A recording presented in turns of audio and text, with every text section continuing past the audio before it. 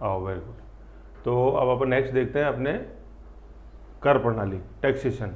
तो अभी तक अपन ने क्या देखा, जैसे मोटा मोटा जैसे आप जुड़े रहे तो सबसे पहले तो भूमि देखा है ना, लैंड रिफॉर्म, फिर अपन ने भू राजस्व, लैंड रेवेन्यू रिफॉर्म्स, और फिर तीसरा आज अपन देख रहे हैं क्या, टैक्सेशन रिफॉर्म्स, कर सुधार, कर प्रणाली में क्या किया गया।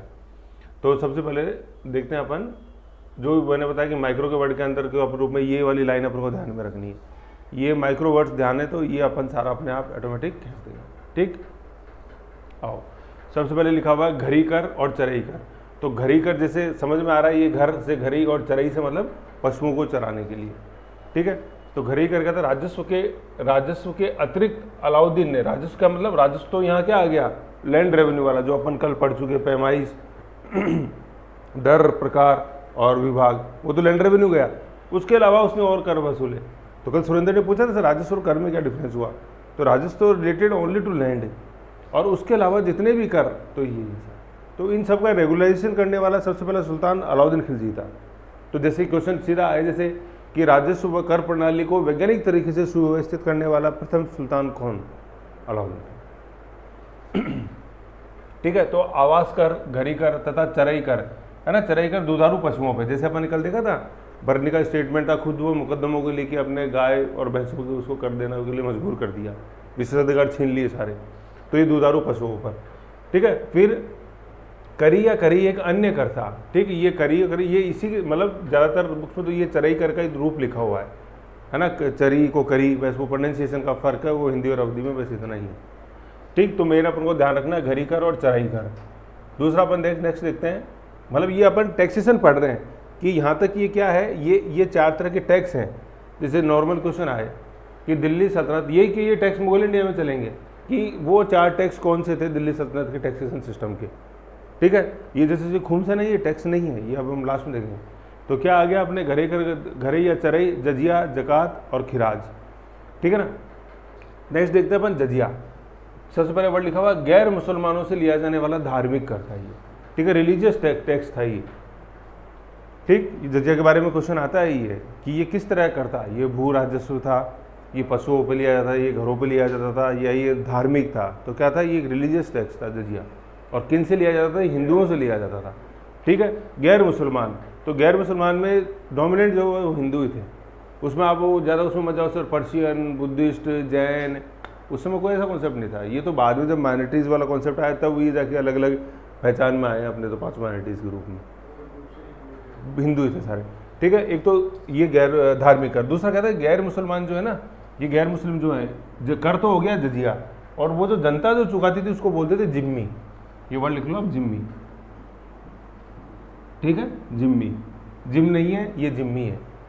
ये गैर मुस्लिम जनता थी जिम्मी, तो जिम्मी देती थी क्या, जजिया। जिम्मी और जजिया धार्मिक कर। ठीक है, गैर मुस्लिम जनता को जिम्मी बोला जाता था और ये धार्मिक कर था। और जिम्मी बोल लो चाहे हिंदू बोल लो, वो चीज़ एक ही है, समझ गए। हाँ, मतलब एक तरह से हिंदुओं को जिम्मी कहते थे और जिम्मियों को जजिया कर देना पड़ता था। ठीक है, फिर नेक्स्ट क्या देखो, वह यह कर जो है ना स्त्रियों, बच्चों, यहाँ कॉमा है, विक्षिप्तों और अपंगों से नहीं लिया जाता था। ठीक है, कुछ एक्सेप्शंस थे इसके, ये ऐसे। ठीक है, स्त्री, बच्चे, विक्षिप्त मतलब जो स्पेशली एबल्ड जो है, डिसेबल्ड जो बोलते हैं, और अपंगों से नहीं लिया जाता। तो क्वेश्चन आता है कई बार कि जजिया के बारे में कौन से कथन सही है या सही नहीं है। आजकल वो नहीं है कि सीधा पूछा आपसे जजिया क्या था, नो। तो यही है, धार्मिक कर था, जिम्मियों से लिया जाता था, मतलब गैर मुस्लिमों से, और स्त्री, बच्चों और अपंगों उससे फ्री थे। फिर नेक्स्ट देखते हैं जकात। तो देखो ये दोनों एक तरह से यही है, जजिया और जकात। ठीक है ना, दोनों धार्मिक करें, जैजा आ रहा है दोनों के शुरू में, जजिया और जकात। ये केवल मुसलमानों से लिया जाता था, लिया जाने वाला एक धार्मिक कर था। ठीक है ना, ये संपत्ति का 40वां भाग था, 40वां भाग मतलब 2.5%। ठीक है, जजिया की रेट नहीं मिलती है। ठीक, तो जजिया तो लिया जाता था क्या, गैर मुसलमानों से, मतलब हिंदू से जजिया, और जकात मुस्लिम, केवल मुसलमानों से। ठीक है, धार्मिक करता। अब सवाल ये आता है कि सर ये लगाने की क्या ज़रूरत थी, है ना, गैर मुसलमानों पे लगाने की क्या ज़रूरत थी। तो ऐसा नहीं था देखो कि जैसे उनसे कोई बदला लेना है, कुछ करना है, ऐसा नहीं था।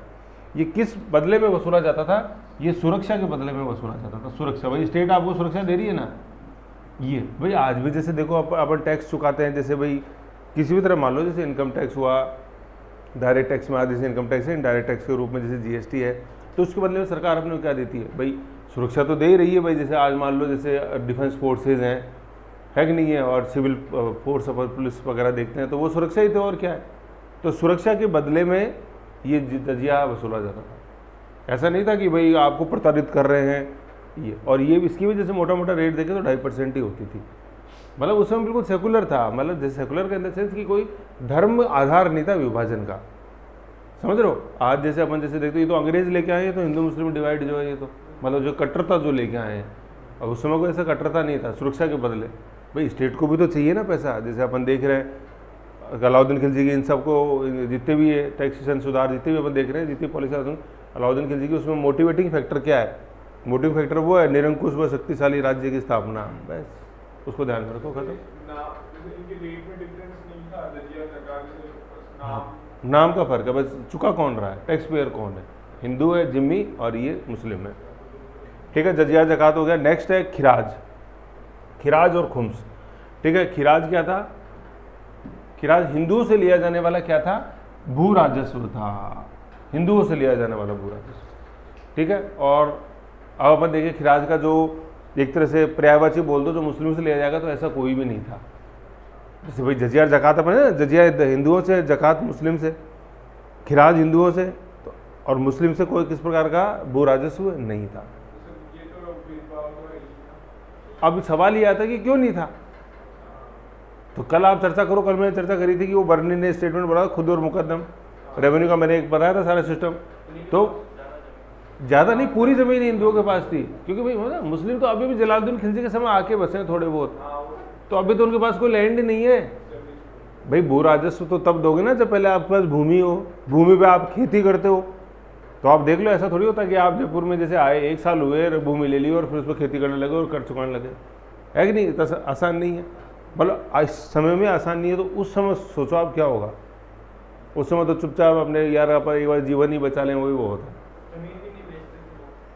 मतलब वो लैंड का ओनरशिप आना, और वो कहाँ उस समय संभव था ऐसे ही हो। और एग्रीकल्चर करना, भाई वो थोड़ी था कि अपन ने उस समय ट्रैक्टर खरीदा और लो चालू हो जाओ, भाई वो बैल वगैरह सारे वो खरीदना और सब आशियाना बनाना और सब है धीरे धीरे, इस कारण से, है ना। तो हिंदुओं से लेने वाला भू राजस्व, ये दोनों की लाइन बहुत इंपॉर्टेंट है, हिंदुओं से, मतलब ये वो लाइन है, ये इस लाइन को आप अगर दिमाग में रखोगे ना, तो आपको भारत के विभाजन तक की कहानी सारी समझ में आएगी, है ना। भारत के विभाजन के पीछे बहुत बड़ी कहानी, हिस्सा जो है ना, एक वैज्ञानिक कारण जो देखते हैं वो ये हिंदुओं का भू राजस्व ही है। क्योंकि जितने भी मैं बता रहा हूँ ना, एंशिएंट इंडिया से लेकर मिडावल मॉडर्न, जितना भी रेवेन्यू पे कंट्रोल था, बिजनेस पे कंट्रोल था, वो सारा हिंदुओं का था। चाहे वो मेनलैंड इंडिया हो, चाहे वो बांग्लादेश हो, है ना। तो भाई जिन्ना को बस ये ब्रिटिशर्स ने ये बोला कि देखो सारा रेवेन्यू सिस्टम हिंदुओं के पास है, मुस्लिम्स के पास तो कुछ भी नहीं है, बड़े बड़े व्यापारी हैं वो सारे हिंदू है।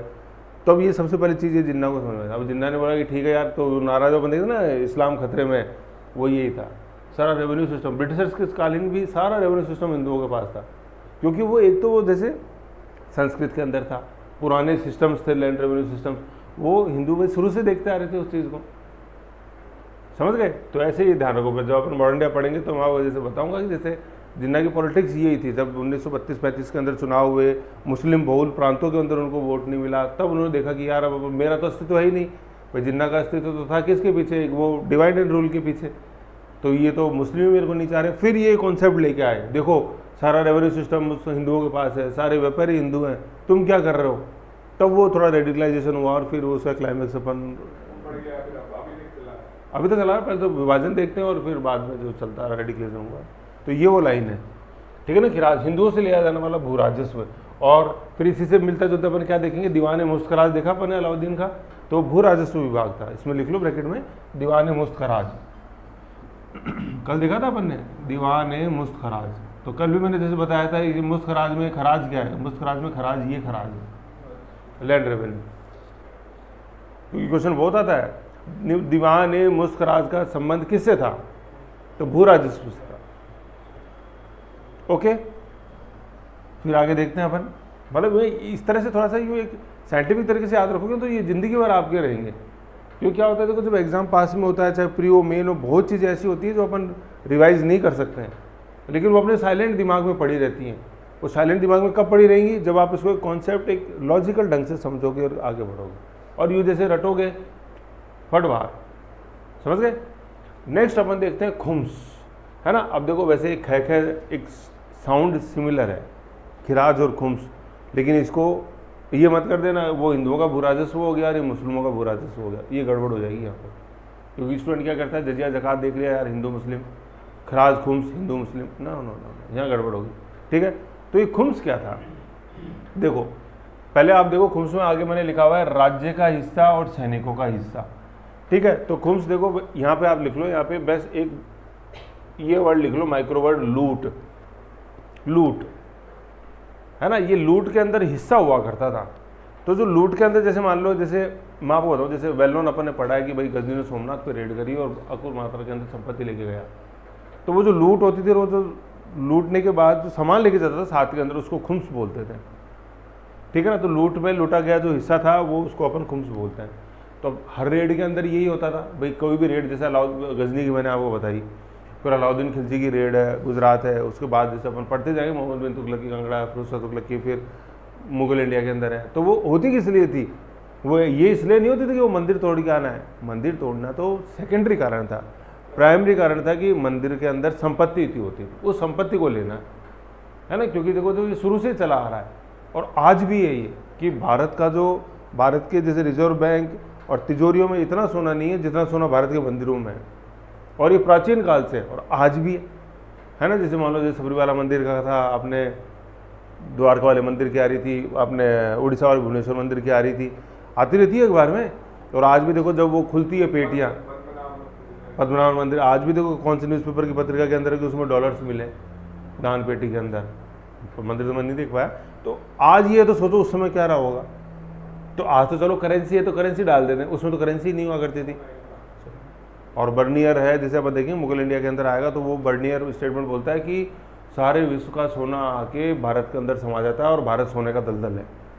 जॉन बर्नियर का स्टेटमेंट है ये, औरंगजेब के समय भारत विजिट करेगा तो आप देख लो, है कि नहीं। तो संपत्ति लेने के लिए ही मंदिरों को लूटा जाता था। फिर तोड़ा क्यों जाता था, तोड़ा इसलिए जाता था जैसे उस मंदिर को नहीं तोड़ते थे, वो मूर्ति को तोड़ते थे। तो क्योंकि इस्लाम में बूत परस्ती अलाउड नहीं है। बूत परस्ती का मतलब जो एक निर्जीव वस्तु इंसान की तरह खड़ी हुई है, जैसे आज भी इस्लाम के अंदर फोटो जैसे पूजा करते हैं वो नहीं है। बूत का मतलब जैसे अपन बोलते हैं ना, कुछ बोलते क्यों नहीं, बूत की तरह क्यों खड़े हो, तो बूत परस्ती है। अफगानिस्तान में बामियाना में बुद्ध का स्टैचू था, वो क्यों उड़ाया तालिबान ने, क्योंकि बूत परस्ती अलाउ नहीं, जबकि यूनेस्को वर्ल्ड हेरिटेज साइट है वो। तो आज कुछ भी नहीं है, आज तो सिर्फ वो कैविटी हो पहाड़ के अंदर जो बामियाना में, ऐसे, ठीक है। तो लूट जाना। अब क्वेश्चन ये आता है खुम्स क्या था, खुम्स लूट में हिस्सा था, ठीक है। अब लूट के अंदर देखो तो हिस्सा है ना, तो लूट करी किसने, लूट पहले तो एक सुल्तान का आदेश था अपन को सोमनाथ पे आक्रमण करना है। अब सुल्तान अकेला ही थोड़ी क्या लूटने, अकेला जाता तो उसकी तो कोई हस्ती नहीं थी। जैसे अपन ने पढ़ा है कि जब गजनी लूट के लेके गया, सेकंड लास्ट रेड थी उसकी सोमनाथ पे, और जब वो जा रहा था वापस गजनी, तो 60% माल ही उसका बीच में पाकिस्तान के आसपास जो खोकर जनजाति थी उसने लूट लिया था। वो तो जब गजनी के पास सेना थी, घोड़े थे, तुर्की घोड़े, ईरानी घोड़े। और फिर लास्ट जो अटैक देखते हैं अपन गजनी का, वो उन खोखरों के खिलाफ ही था। खोखर ट्राइब है अपने, जो ये फिरोजपुर जो है ना पाकिस्तान, भारत पाकिस्तान बॉर्डर पर, वहाँ पे, तो उनको ख़त्म करने आया था गिरोह। तो अब देखो ये तो सेना थी गजनी की, तो भी 40% ही ले जा पाया, और सेना नहीं होती तो वो तो कुछ भी नहीं ले जा पाता, खुद का जान बचाना ही मुश्किल था।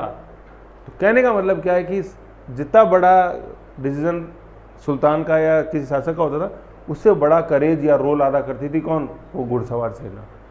क्योंकि सुल्तान के पास तो एक घोड़ा, 2 घोड़ा मान ले ज़्यादा ज़्यादा, बाकी और वो लेके कहाँ जाएगा सामान, किस पे लेके जाएगा, कोई वो तो है नहीं कार्गो लेके आया साथ में, नो, बाकी तो सैनिक ही ला देंगे वो सामान। इसलिए सैनिकों का हिस्सा उसमें मिलता था, ठीक है। राज्य का हिस्सा और सैनिकों का हिस्सा, समझ में आ गया।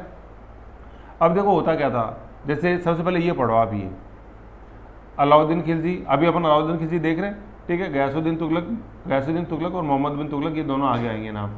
तो इसलिए इन्होंने देखो ये क्या है, 4/5 और 1/5, ठीक है ना। 4/5 का मतलब क्या हुआ, देखो नीचे होता है टोटल, कि टोटल जैसे मान लो आपने 5 किलो सोना लूटा, 5 किलो सोना लूटा, तो उसमें 4 किलो किसका है, ऊपर क्या लिखा हुआ है, राज्य का है, क्योंकि ये अलाउद्दीन खिलजी है, निरंकुश व शक्तिशाली राज्य की स्थापना है कि नहीं है। तो जितना ज़्यादा वेल्थ होगी उतना ज़्यादा वो, तो 5 किलो में से 4 किलो तो स्टेट का है, और सैनिकों को कितना है, ये अलाउद्दीन खिलजी था, इंपेरिस्टिक रूलर, ठीक है ना। और ऐसा ही गयासुद्दीन तुगलक और मोहम्मद बिन तुगलक ने किया। फिर बाकियों ने क्या किया, ऊपर लिखा हुआ अन्य सुल्तान, अन्य का मतलब इनके अलावा जितने भी हैं उन्होंने क्या किया, उन्होंने वो पंगा नहीं लेना चाहते थे सैनिकों से, चल रहा है वैसे चलने दो यार, ज़्यादा रोल सैनिकों का है, जाता है रेड में तो सुल्तान तो एक ही होता है, बाकी जो पीछे 200-300 लोग हैं वो कौन, वो सैनिक है, तो सैनिकों को ज़्यादा दो। समझ गए? कुल ये एक जैसे आ जाएगा 1/5 और 4/5 को जोड़ोगे तो नीचे एलसीएम 5 आ गया और 1 + 4 5 1 कुल 1 होता है, ठीक है ना, ये पूरा हो गया। तो ये 1/5 और 1/5 को जैसे अपन ये करेंगे परसेंटेज में चेंज करेंगे तो ये कितना हो गया, ये 20 हो गया, तो ये 20% बोल दो, ये 80% बोल दो। वैसे भी ध्यान होना चाहिए, तो वैसे दोनों तरह से ध्यान होना चाहिए, 20% 80% लिख लो। ठीक है, ये तो चीज़ ये है, समझ में आ गई। हालांकि इस टेबल को देखो अपन और आगे देखेंगे, लेकिन अभी यहाँ इसलिए बताइए जिससे कि टोटलिटी में चीज़ समझ में आ जाए, बार बार रिवीजन नहीं करना पड़े।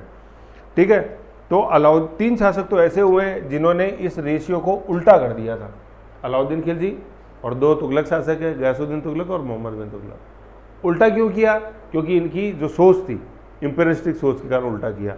अन्यों ने क्या वसूला, 1/5 और 4/5। ठीक है, फिर सिकंदर लोदी एकमात्र शासक हुआ, जैसे अफगान रूलर पढ़ेंगे पर लास्ट में GKTSL पढ़ा था, गुलाम, खिलजी, तुगलक, सैयद, लोदी, पता था कल मैंने आपको, ये GKTSL ये हमेशा लिखा करो, है ना। तो ये तो 5 वंश है दिल्ली सल्तनत में, गुलाम, खिलजी, तुगलक, सैयद और लोदी। तो ये तुगलक में तो ये 2 आ गए, गयासुद्दीन तुगलक और मोहम्मद बिन तुगलक। और लोदी जो अफगान रूलर है सिकंदर लोदी, इसने क्या किया, इसने पूरा का पूरा किसको दे दिया, सैनिकों को दे दिया, है ना। जैसे अपन पढ़ेंगे ये मेंस के अंदर बहुत सा क्वेश्चन आता है कि जो अफगान एडमिनिस्ट्रेशन था ना सिकंदर लोदी का, वो तुर्क एडमिनिस्ट्रेशन से कैसे भिन्न था, मतलब क्या नए एलिमेंट लेके आए थे। तो ये लोदीज क्या थे, ये अलग थे, ये अफगान थे, ये तुर्किश थे। इससे पहले जो GKTSL अपन देख रहे हैं, ये खास तौर पे ये तीनों, ये तो तुर्क थे, तुर्क का मतलब तुर्की से बिलोंग करते थे ये, ठीक है। और सैयद का क्या है, तो होने में तुर्की थे लेकिन ट्रांजिशन अपन देखते हैं। और ये लोदी क्या है, ये अफगान थे, अफगान मतलब अफगानिस्तान थे। और इन्हीं का ही सेकंड फेज अपन शेठ ससुरी के रूप में देखेंगे सामने जो आएगा, ठीक है। तो इन्होंने क्या किया था, नया सिस्टम लागू किया था लोदीज ने, क्योंकि अपने आप में नए थे। और कोई भी चीज़ कोई भी नया आएगा शासक तो वो लुभाने की कोशिश करेगा सभी को, चाहे वो अमीर हुए, चाहे वो अपने कल देखे थे विद्वान और धर्मशास्त्री, उनको लुभाएगा, चाहे वो खुद व मुकद्दम है उनको लुभाएगा, क्योंकि आप नए हो, आपको अब भी अपना अस्तित्व बनाना है। रेड वेड बाद की बातें हैं भैया, पहले तो मैं दरबार के अंदर सेफ बैठूं। तो ये वो था। और बाकी अपन जैसे एडमिशन पढ़ेंगे ना उसमें आएगा कि सिकंदर लोदी कभी सुल्तान की तरह ऊपर जो एक शासन होता है, सीट होती है, उस पर नहीं बैठता था, ज़मीन पे आके साथ बैठता था अमीरों को। देख लो, और देख लो पूरा हिस्सा दिया कि नहीं दिया सैनिकों का। ऐसा क्यों? क्योंकि मैं नया हूँ। तो वो क्वेश्चन आता है, वो क्वेश्चन इसीलिए आता है कि तुर्क अफगान प्रशासनिक व्यवस्था के अंदर आप क्या भेद देखते हैं, और वो इस अफगान डायनेस्टी का पतन का बहुत बड़ा कारण था।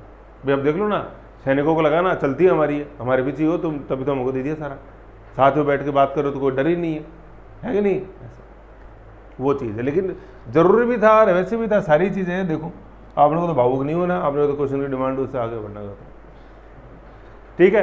तो ये आ गया, ये तीनों तो ये हो गए, ये चल लिया ये सिस्टम। और ये टेबल ऐसी कैसी, मैं टेबल बनाऊंगा आपसे कि खुम्स की टेबल बनाओ, और इसको वैसे लिखोगे ना आप, ये जैसे थियोरेटिकल में जैसे नीचे लिखा, दिमाग में नहीं घुसेगा, ठीक है। ये टेबल बननी चाहिए अपने। फिर देखो क्या है, खुम्स से राज्य को 5वां हिस्सा मिलता था और शेष 4 हिस्सा सैनिकों में बांटा जाता था। अलाउद्दीन खिलजी, मोहम्मद बिन तुगलक, इसमें गयासुद्दीन तुगलक और जोड़ लो, ने नियम का उल्लंघन करते हुए खुम्स का 4/5 भाग राज्य के रूप में लिया। समझ गए यहाँ तक? अब थोड़ा सा मैं आपको बताता हूँ कि अलाउद्दीन खिलजी ने ये कर दिया तो इसका असर क्या पड़ा। तो जैसे आपने रेड वाला वीडियो देखा होगा, देख लिया इससे पहले के सारे वीडियो, है ना, उसको 1 आध दिन में फिनिश करो क्योंकि चीज़ें लिंक होती जाएंगी आगे। तो अलाउद्दीन खिलजी की, जैसे मैंने बताया था, 1298 गुजरात रेड, और फिर गुजरात रेड के बाद ही सिस्टम चालू हो गया सारा, ये रणथंबोर, चित्तौड़, उसके बाद ही। तो रणथंबोर, जैसे पूरा उस वीडियो के अंदर पूरा मैप से मैंने बता रखा है कि गुजरात रेड के अंदर ही ऐसा क्या हुआ था। तो गुजरात रेड में क्या हुआ, संपत्ति मिली अकुल, वही सोमनाथ मंदिर था, मिली। अब मिलने के बाद सैनिकों का भी मन, सैनिकों को तो ये पता था ना हमको कितना मिलेगा, 4/5 वो तैयार थे भाई, लूट के आए, घोड़े बार बार मुड़ यार बहुत पैसे, यार बहुत पैसे। अब जैसे ही वो जालोर के आसपास पहुंचे तो उन्हें तो पता चला अलाउद्दीन खिलजी ने नया फरमान जारी कर दिया, तो वो मुड़ के देख रहे थे, अब वो लो हो गए। तो वो केहूर का जो विद्रोह है वो जालोर में इसलिए है वो विद्रोह कि यार हमेशा हमें यही मिलता था, हम तो दौड़ भाग कर ही इसलिए रहे थे, और क्यों लादा हमने सामान, अब हमें तो सिर्फ इतना मिलेगा। तो वो विद्रोह हुआ, और फिर विद्रोह ने शरण का ले ली, वो तिरिया तेल हमीर के पास। अब बस फिर वहाँ से वो एक जो अपन कहते हैं मल्टीप्लायर इफेक्ट वो चालू हो गया, फिर वो सबके लिए घातक हुआ। फिर जा रहे थे, चलो ठीक है ये तो ये हो गया, फिर चित्तौड़ का क्यों हुआ, तो जैसे जालोर वाले शासक ने जाने से मना कर दिया कांगड़देव पर्वत से, तो चित्तौड़ से टोल टैक्स देके गुजरना पड़ा रतन सिंह। फिर अगली बार वो लपेटे में आ गए समर सिंह, अगली बार उनके बेटे लपेटे में आ गए, ऐसे मतलब 1303 में चित्तौड़ पर आक्रमण, ये है ना। तो ये सारा कॉन्सेप्ट ये लिंक है, मैं यही बता रहा हूँ कि जैसे स्टूडेंट क्या करता है, पढ़ता है तो वो एब्स्ट्रैक्ट फैक्ट देखता है अलग अलग, है ना। अब चूंकि चलो ठीक है आपकी गलती नहीं है, लेकिन जैसे मैं आपको समझाने की कोशिश करता हूँ तो आप खुद अब उस चीज़ में जाओ गहरा। मैंने आपको रास्ता दिखा दिया, देखो ऐसे ऐसे, अब खुद उसमें डिटेल में पढ़ो। बहुत अच्छा वीडियो है मतलब गुजरात रेड का, वो राजस्थान हिस्ट्री और इंडियन हिस्ट्री दोनों में मदद करता है। आई थिंक शायद 12 या 13 नंबर का है, देखना, ठीक है। तो ये खुम्स हो गया, लूट का हिस्सा। खुम्स जैसे सिंपल आपसे पूछे व्हाट वाज खुम्स, तो जो प्लंडरिंग के अंदर जो स्टेट और सैनिकों का आर्मी का जो हिस्सा हुआ करता था सोल्जर्स का, वो खुम्स था, ठीक है। फिर अपन लास्ट के अंदर देखते हैं कि जो ये पूरा इसका इकोनॉमिक रिफॉर्म्स था उसका अपन क्या कंक्लूजन देखते हैं। अलाउद्दीन खिलजी की बाजार नियमन, है ना, बाजार नियमन किसका हिस्सा था, इकोनॉमिक रिफॉर्म्स का हिस्सा था। आर्थिक में अपन ने क्या क्या पढ़ा, बाजार पढ़ लिया, भूमि सुधार पढ़ लिए, भू राजस्व सुधार पढ़ लिए, कर सुधार पढ़े अभी अपन ने।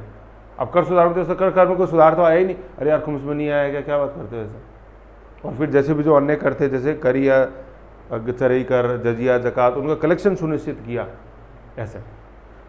अलाउद्दीन की बाजार नियमन की आर्थिक नीति मृत्यु के साथ ही समाप्त हो गई, लेकिन इस नीति से कई लाभ भी हुए। भाई अब उसके साथ तो समाप्त नहीं होनी थी क्योंकि दिमाग की उपज ही उसकी थी, ठीक है। अब कई लाभ का कंटिन्यूटी किस रूप में देखते हैं अपन, देखो बर्नी बताता है कि इन नियमों के फलस्वरूप अलाउद्दीन एक विशाल और कुशल, कौन सी सेना, घुड़सवार सेना, विशाल और कुशल। कुशल का मतलब क्या है, जैसे मैंने कल भी बताया था, स्थायी सेना, मतलब स्टैंडिंग आर्मी जिसको बोलते हैं। कुशल सेना वही होती है ना स्टैंडिंग, कि आक्रमण हो या नहीं हो कहीं पे, लेकिन सुबह टाइम पे उठोगे, एक्सरसाइज वगैरह, ड्रिलिंग वगैरह सब होगी, तैयार रहोगे, सब घोड़े वगैरह तैयार, घुड़सवार सेना, है ना। अब देखो ये वसीयत में मिलेगी आगे जब अपन पढ़ेंगे गयासुद्दीन तुगलक और मोहम्मद बिन तुगलक। गयासुद्दीन तुगलक वो पहला शासक है जिसने दक्षिण को जीत कर मिलाया। अलाउद्दीन खिलजी वो पहला शासक था जिसने दक्षिण पर आक्रमण किया, मिलाया नहीं। वो रेड्स वाले में 10 बार बोली है लाइन। और गयासुद्दीन तुगलक पहला होगा जो कि मिलाने की कोशिश करेगा, उसको अनेक्स करेगा। उसके बाद इतनी ताकत कहाँ से आ गई, उसके बाद ताकत ये आ गई कि उसको विरासत लीगेसी मिली है, ये घुड़सवार सेना किससे मिली, अलाउद्दीन खिलजी से।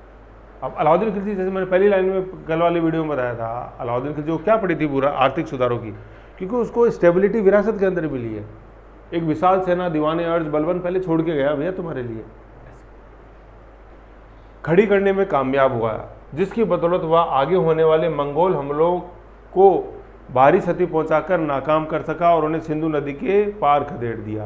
मतलब अलाउद्दीन खिलजी जो था बाद के शासकों को ये सहूलियत मिली। मंगोल आक्रमण, साम्राज्य विस्तार, ऐसे विद्रोह होते थे, उन सबको नाकाम किया। दूसरा बिंदु, अलाउद्दीन खिलजी द्वारा किए गए भू राजस्व संबंधी सुधारों से ग्रामीण क्षेत्रों के साथ शासन निकट संबंध स्थापित करने में सफल हुआ। ग्रामीण क्षेत्रों मतलब जुड़ाव हुआ। जैसे ये कैसे हुआ, जैसे अपने बोला करीकर और चरीकर, खुद व मुकदमों के विशेषाधिकार खत्म किए। तो खुद मुकदम करते क्या थे, महसूल वसूलते थे, गैर कानूनी महसूल, शोषण करते थे, आम जनता का शोषण होता। तो अब जनता को खुशी मिली, हाँ, ये वही है ना जो जीन जरपोश घोड़ों पे घूमते थे, आज वो देखो पैदल जा रहा है। पहले 5 चबाते थे, मुंह से बात ही नहीं करते थे, सारे आज से यूँ बात करते हैं, मुंह खोलना पड़ता है। तो ये किया किसने, ऐसे। अब जैसे अपन नोटबंदी देखते हैं, है ना, तो चाहे गरीबों को कुछ नहीं मिला हो किसी को भी, लेकिन उन्हें खुशी हुई। वो खुशी क्यों हुई कि हाँ देखो पहले भरे हुए थे ना, वो खाद बन गए आज नोट तुम्हारे, ऐसे, ठीक है। तो ये वो चीज़ है।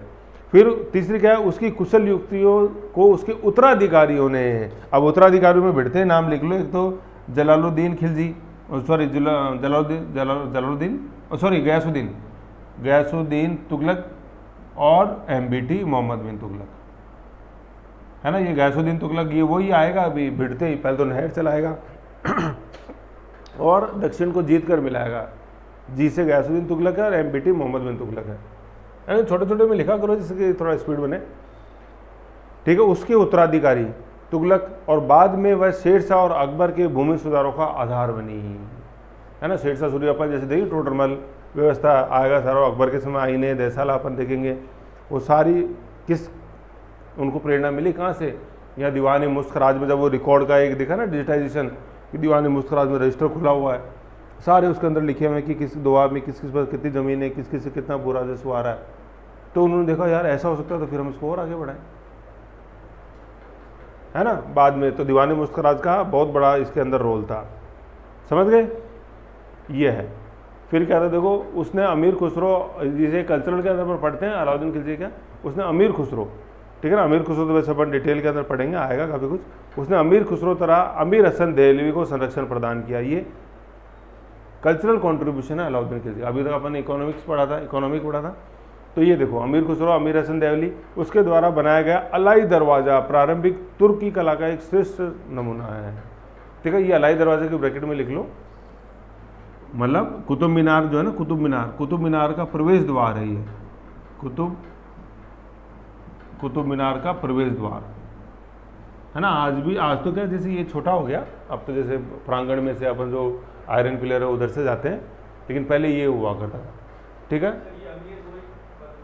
हाँ, अमीर वही, मतलब अमीर इन द सेंस कि इनको विशेषाधिकार प्राप्त थे, एक तरह से मंत्री थे, चलती थी इनकी हैसियत थी, ठीक है। कुतुब मीनार का प्रवेश द्वार, और दूसरा लिख लो कुव्वतुल इस्लाम, है ना, कुव्वतुल इस्लाम, ये मस्जिद थी, भारत की पहली मस्जिद, कुव्वतुल इस्लाम का प्रवेश द्वार, ठीक है ना। मतलब ये एक तरह से क्या था, इधर देखो जैसे ये मेन गेट है ना, ये था अलाई दरवाज़ा, फिर अलाई दरवाज़ा घुसते जो ये कुव्वतुल इस्लाम मस्जिद, फिर इसके अंदर एक गेट बना हुआ था, फिर वो कुतुब मीनार के ऊपर जाता था, ऐसे था, समझ गई थी चीज़, ये है। और फिर तीसरा लिखो अलाई दरवाज़ा, यूँ करके लिखो, फर्स्ट वैज्ञानिक महराब, वैज्ञानिक scientific महराब arc, ARCH, first scientific महराब का उदाहरण है ये। महराब क्या होती है, महराब ऐसे बना लो, साइड में जहाँ महराब लिखा है ना आपने, देखो यूँ ऐसे ये जो स्ट्रक्चर बनता है ना, ये ऐसे महराब देखा होगा आपने मंडप वगैरह में, तो ये बोलते हैं ये महराब, ठीक है। ये काफ़ी इंपॉर्टेंट है, जब अपन पढ़ेंगे कल्चर वगैरह का कहीं भी लिखेंगे तो ये महराब आएगा, ठीक है। महराब साइंटिफिक आर्क, इसको इंग्लिश में बोलेंगे ARCH, आर्क, फर्स्ट साइंटिफिक महराब, समझ गए। अब देखो इसमें ये साइंटिफिक पन क्या था महराब के अंदर, देखो क्या था, इससे पहले जो टेक्निक चलती आती थी वो ये बीम वाली थी, जैसे अपन गुप्तकालीन मंदिर वगैरह देखते तो उनमें यूँ स्लैब रखी हुई थी, और ये महराब क्या है, ये महराब ही ऐसे है। तो इसके अंदर वैज्ञानिकपन क्या है कि देखो, एक तो ये नोकिले, ठीक है ना, और दूसरा इनका जो अनुपात है ना, वो अनुपात सेम, और तीसरा क्या है वैज्ञानिक, इसमें इसने ये ऐसे ये माइनर, ये इनको कंगूरे बोलते हैं, ये ऐसे ऐसे इसमें डिज़ाइन देखते हैं अपन, ये कंगूरे, कंगूरे, ये कंगूरे, ये ड्रॉपलेट्स होते हैं, ये इसने आर्क्स के अंदर लगाए थे ऐसे, ठीक है। अभी मैं आपको फोटो दिखाता हूँ इसकी, अभी और समझ में आएगा फिर। तो ये तीनों फैक्ट अपन को इसके बारे में पता होने चाहिए अलाई दरवाज़ा से, बहुत क्वेश्चन आते हैं अलाई दरवाज़ा के। अलाई दरवाज़े से संबंधित कौन है, अलाउद्दीन खिलजी, ठीक है ये। फिर एक है ना नेक्स्ट बिंदु और लिख लो, सीरी नगर भी इसी ने बसाया था, सीरी नामक नगर दिल्ली में, सीरी, वो वैसे कला के अंदर अपन पढ़ेंगे तब आएगा वो सीरी, दक्षिणी दिल्ली जैसे जो था ना वहाँ के पास में था सीरी, ये सीरी SIRI, सीरी नगर बसाया था अलाउद्दीन खिलजी ने।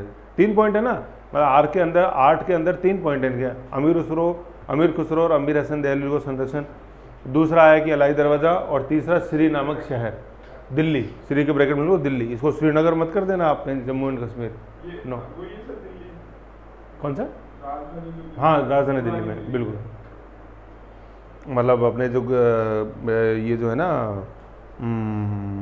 कुतुब मीनार है इसके पास में ही है, साउथ दिल्ली की तरफ, बालू नगर की तरफ, ठीक है। श्री नामक नगर बसाया, समझ गए यहाँ तक। अब ये क्या, ये सीरी है, इसको जैसे आप इंग्लिश में लिखो तो SIRI आएगा। एक जो सीरी है ना वो अपने राजस्थान में भी, उसको अपन सीरी लिखते हैं, ये वो है CIRI, central electronic research institute, कहाँ है ये, पिलानी में, है ना, म्यूजियम है वहाँ, देखा ही होगा आपने, पिलानी के अंदर है ये, जैसे मैथ से आपको जैसे नेट देना है तो एक ही सेंटर आता है राजस्थान के अंदर, ये सीरी पिलानी। तो central electronic research institute museum है, काफ़ी बड़ा इलेक्ट्रॉनिक्स का बताते हैं, बिट्स पिलानी। ठीक है, समझ गए। अब आपको एक अपने उसकी फ़ोटो देखो अलाई दरवाज़ा की, तो ये सारी चीज़ें आपको समझ में आएंगी।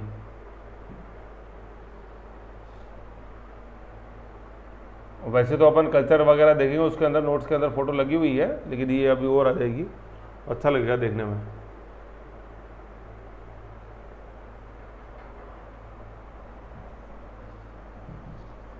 अलाई दरवाज़ा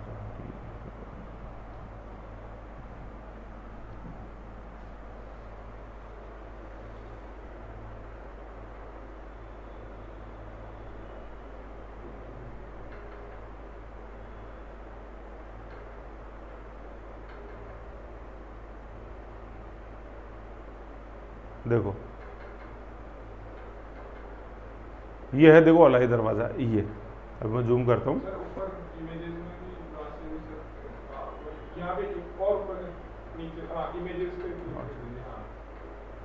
इमेज पे क्या था मैंने बाद में, अच्छा फोटो आ गया।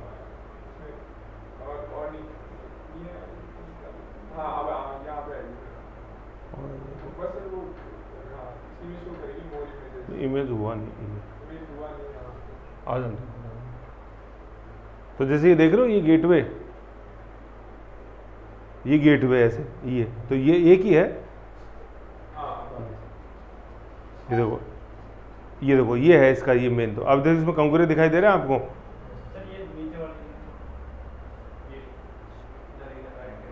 हाँ, इसमें देखो ये जो नहीं, पहले एक बार मोटा मोटा देखो फिर बताता हूँ। देखो ये प्रवेश द्वार दिख रहा है पहले तो, और ये आर्क दिख रही है ये। ठीक है, अब ये मैं बता रहा हूँ कोई कि कुतुब मीनार पीछे, तो ये एंट्रेंस गेट कुतुब मीनार का। अब इसको देखो और जूम में देखो, तो ये देखो ये कंकुरे दिखाई दे रहे हैं आपको ये तो ये इसका वैज्ञानिकपन। ये यहाँ से एंट्रेंस गेट। अब ये मस्जिद दिख रही है आपको, ऊपर गुम्बद दिख रहा है ये, तो ये कुव्वतुल इस्लाम जो कुतुबुद्दीन ऐबक ने बनाई थी। तो कुतुबुद्दीन ऐबक ने तो कुव्वतुल इस्लाम मस्जिद बनाई थी। फिर इसका जो एंट्रेंस गेट में जो मेहराब बनाया, ये अलाउद्दीन खिलजी ने बनाया हुआ। और कुतुब मीनार जो अपन देखते हैं, इसकी नींव डाली थी कुतुबुद्दीन ऐबक ने। फिर आगे की जो 4 मंजिल है वो इल्तुतमिश ने बनाई है। तो मैंने उसमें बता रखा है कि कुतुब मीनार का निर्माता पूछें तो निर्माता कुतुबुद्दीन ऐबक नहीं है, उसका आंसर इल्तुतमिश है। कुतुब मीनार की नींव किसने डाली, उसका आंसर है कुतुबुद्दीन ऐबक। ठीक है ना, उस वीडियो में पूरा है। ये देखो ये वो मस्जिद है। ठीक है ना। अब ये जो ये गेटवे आ गया, ये मैं बताया 2 दरवाजे इसमें आमने सामने, ये तो इधर वाला है सामने वाला, और ये तो ईस्ट फेसिंग है, ये पीछे वाला वेस्ट फेसिंग है। पीछे दिख रही कुंगरी है, बीच में कुव्वतुल इस्लाम मस्जिद है। ये मेहराब, ये थी वो मेहराब जो साइंटिफिक पन जो आया ना इसमें, ये यहाँ इसमें बता दो। आप देख रहे हो इसके अंदर ये एक ही, मतलब वो साइड में जो इसकी खिड़की है ना, ये इसका ये यहाँ का इसका ये वो है जूम। तो देख लो इसके अंदर खिड़की के अंदर भी देखो कितने मेहराब हैं, मतलब वो 3D इफेक्ट जो देखते हैं अपन वो। और फिर ये कंगूरी है, ये इसका ये जो अपन देख रहे हैं ना, ये इसका जूम है। और मेन तो ये है ही, इसमें देखो अपने आप में कितने मेहराब दिखाई दे रहे हैं। एक ये 2 ऊपर और ये तीसरा ऊपर। और फिर जो पुरानी टेक्नोलॉजी चली आ रही थी बीम वाली, वो भी देखो इसमें ऊपर है, मतलब उससे आगे ये बढ़े। ये तो गुप्तकालीन है, ये वो है बीम सीधा। और फिर ये मेहराबी, क्योंकि मेहराब में क्या ये फिर जैसे देखो ब्रिटिशर्स ने जितने भी पुल वगैरह बनाए आज भी आप देखो सारे ये इसी टेक्नोलॉजी पे मेहराब पे, क्योंकि इससे लोड डिवाइड हो जाता है। ये समझ गए। अब इसमें 4 गेट है, चारों पे ये मेहराब अपन को देखने को मिलती है। तो ये था अलाई दरवाज़ा। ये वैज्ञानिक मेहराब लिखनी है इसमें। देखो अब इसमें देखो चारों गेटों की तरफ ये और ये। अब इसमें देखो प्रवेश द्वार दिख रहा है, इधर से घुसे पीछे कुतुब मीनार नजर आता है। ये अलाई दरवाज़ा, ये अंदर का है। ये पूरा कुव्वतुल इस्लाम जो अपन मस्जिद देखते हैं ये उसके अंदर का है अलाई दरवाज़ा। ये पूरा अब देखो यहाँ से देखो इसका जूम हो, समझ में आ रहा है आपको वैज्ञानिकपन। ये समझ गए। तो ये था अपने क्या अलाई दरवाज़ा। याद रखो, ये बहुत मतलब इंपॉर्टेंट फैक्ट है इसके। समझ गए। फिर नेक्स्ट अपन क्या इसके अंदर अलाउद्दीन खिलजी, फिर तो मुबारक शाह खिलजी आ जाएगा। तो अभी अपन ने देखो क्या देखा, थोड़ा सा कर के अंदर अपन ने क्या देखा, कर प्रणाली के अपन ने देखा क्या कि करों में सुधार किए। तो 5 तरह के अपन ने कर पढ़े। उसमें सबसे पहले करी या चरई कर। करी क्या दिया जाता था, घर के ऊपर आवास कर, घरी कर। और चरई पशुओं पे, दुधारू पशुओं पे। फिर जो 2 तरह से धार्मिक कर, जजिया और ज़कात। जजिया किससे लिया जाता था, हाँ गैर मुस्लिम, उनके लिए वर्ड क्या था, जिम्मी। ठीक है।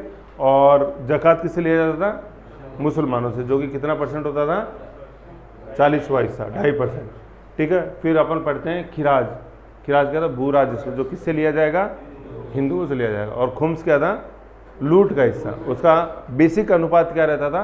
राज्य को कितना मिलेगा और सैनिकों को 4/5। और किन 3 शासकों ने उसको उल्टा किया इस अनुपात को?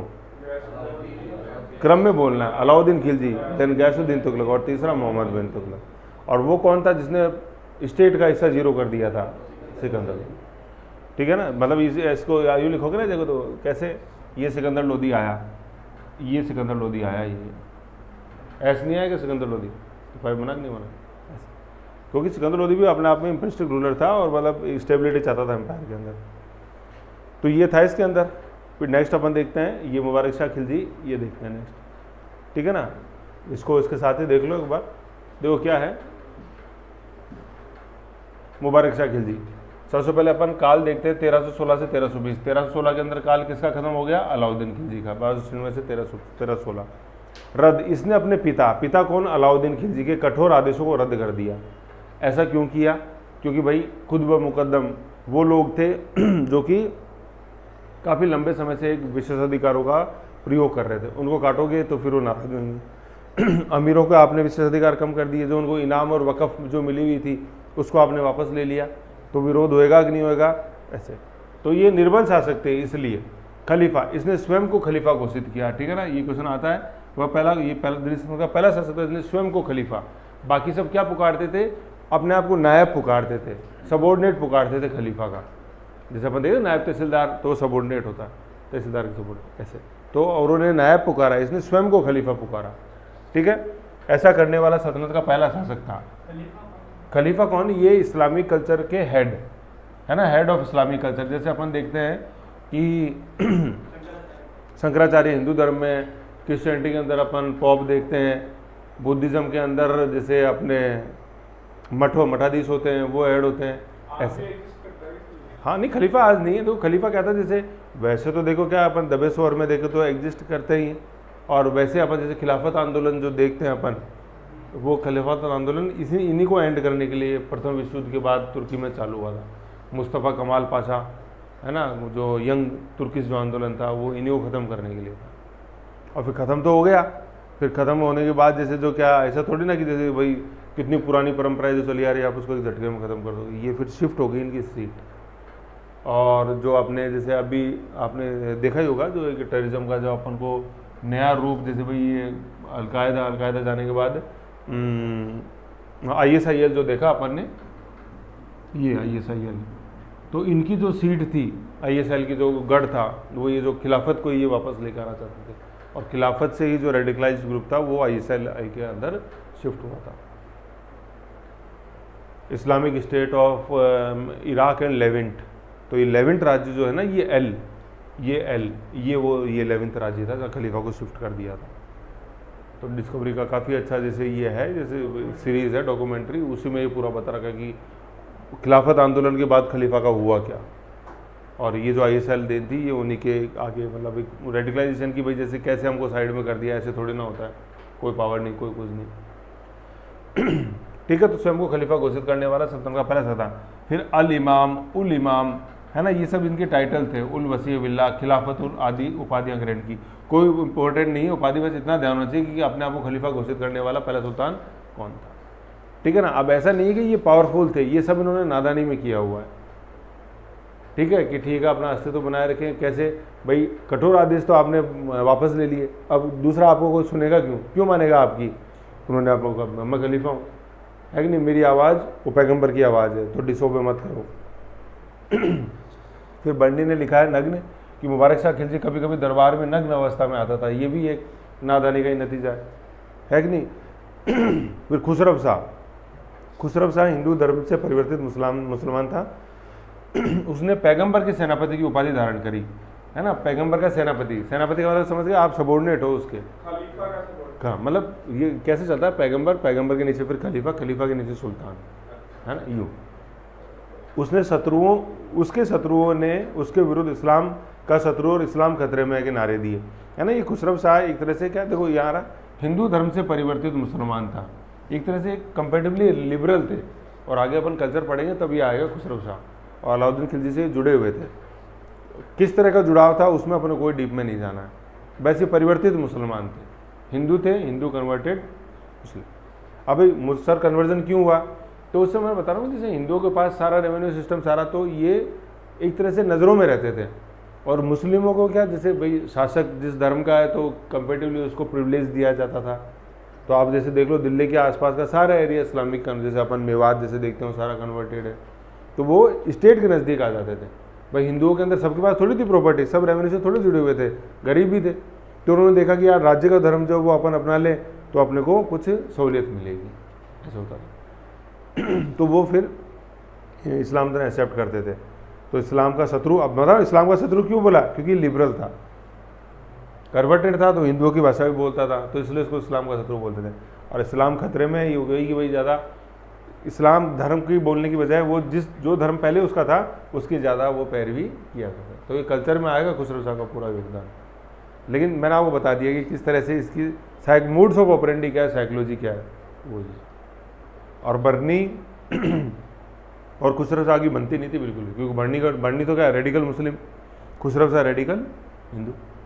चेंज क्यों हुआ, क्योंकि भाई शासक के नज़दीक जाना है, शासन के नज़दीक जाना है, समझ गए, ऐसे है ये सारा सिस्टम। तो यहाँ पे अपना एक खिलजी डायनेस्टी खत्म हो जाती है, फिर नेक्स्ट अपने तुगलक में आ गया गयासुद्दीन तुगलक। ओके तो एक बार इसको देख लो, पढ़ लो। आज अपन ने नेक्स्ट देखा कर प्रणाली 4th नंबर का, और ये लास्ट है किसका, आर्थिक सुधारों का। ठीक, एक बार इसकी रेटिंग लगा लो, फिर अपन आगे देखते हैं गयासुद्दीन तुगलक। इसकी रेटिंग लगाओ कर प्रणाली की।